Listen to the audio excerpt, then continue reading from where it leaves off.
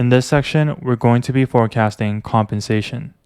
In the previous video, we forecasted revenue, where we've assessed the number of clients serviced per session and the client capacity expected, and we're also going to use this information to drive our compensation component as well. Our payroll details are available in the payroll tab, where we need one manager at all times, a receptionist at all times, and then variable servicer volumes. So servicers are the people that actually provide the service, and the number of headcounts that we employ will depend on the level of operations that we expect. So I'm going to first copy over this section, and under drivers, I'm going to assess the number of headcounts that we need. To ensure that we have all the documentations in one place, I'm going to determine the assumptions. So we'll set up headcount, and let's set up manager, receptionist. And we know that manager and receptionist, we always need one per month. And then for the servicer headcounts, we know that we'll need one servicer for each client. Let's first bring in the manager and receptionist. We need one per month.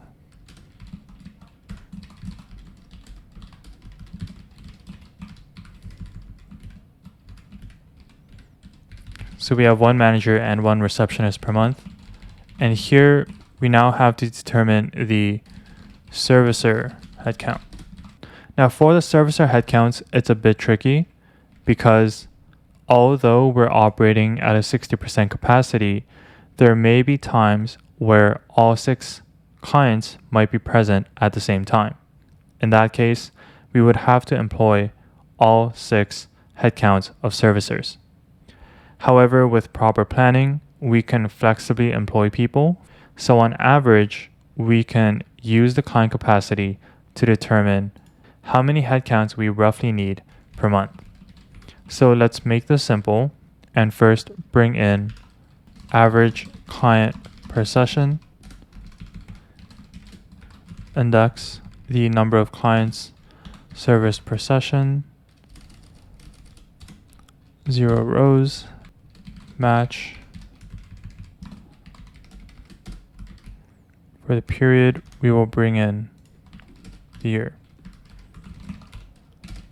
And we're going to multiply this by row 17. So we're just going to update this to row 17. And because we can't have partial headcounts and we always want to be at a surplus so that we don't lose any clients, let's round up this volume by 0 decimal digits. So these are the average clients per session. And then we have servicer headcounts per client. And we can bring in this figure here times the average client per session. And to keep things simple, we'll leave it like this for now. And now that we have the total headcount volumes, we can then begin calculating compensation.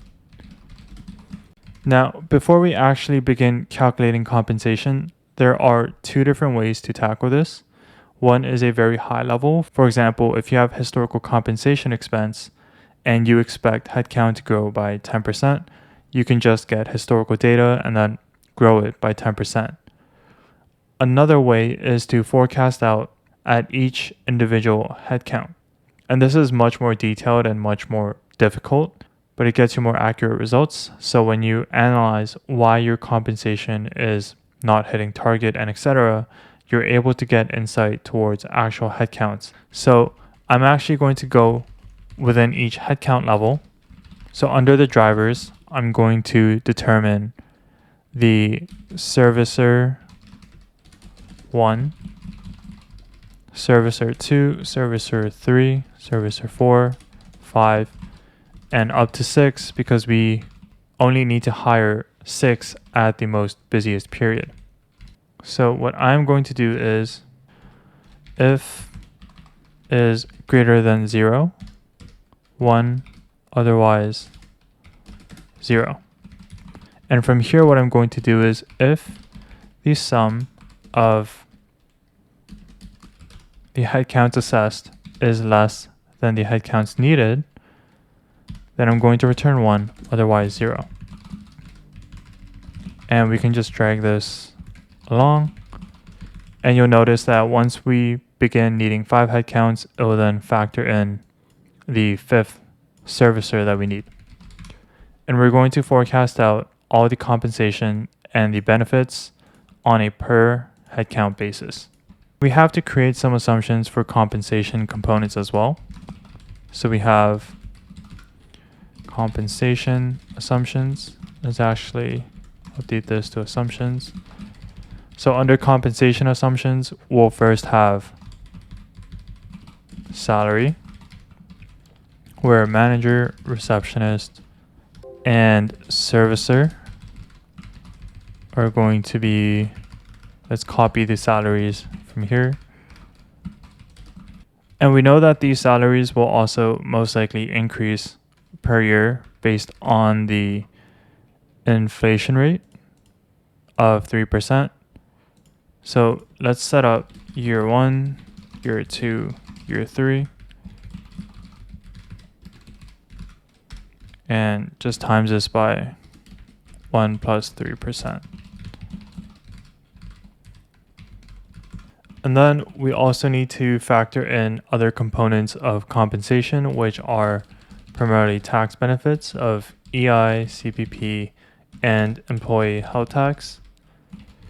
For these, I'm just going to assume a 25% markup on the original salary just to keep things simple, because if we go into details, it will get complicated given the monthly rates and the annual max.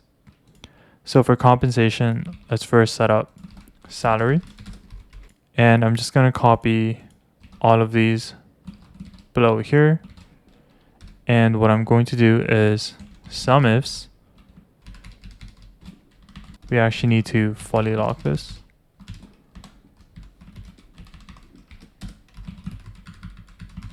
And then we're going to multiply this with an index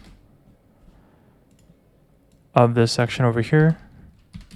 We're going to match the job title to this, and then match the period to the year.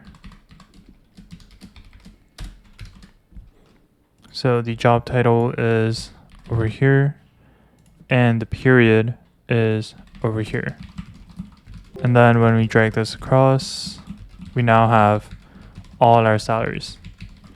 But again, we do have to divide this by 12 because that is the annual salary rather than the monthly. And now that we have the salary, let's then bring in tax benefits, where we'll just copy this down here once more. And then for tax benefits, we know that tax benefits markup on salary, we're just going to bring in the 25%. And we're just going to mark this up by the 25%. We need to lock this. And we now have total compensation. So let's quickly calculate total or fully burdened compensation.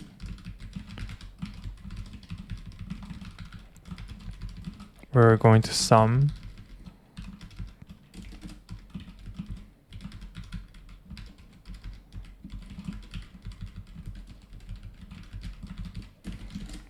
total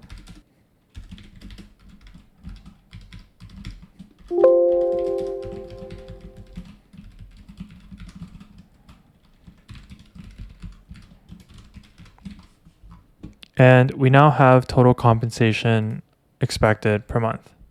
I hope this video helped you gain insight towards how compensation can be calculated, and there are numerous ways in how you can forecast comp. It can be very high level, or you can get detailed like this, or you can even get even more detailed by breaking down the different components of compensation, factoring in the max, monthly rates, bonus, termination, vacation, and etc.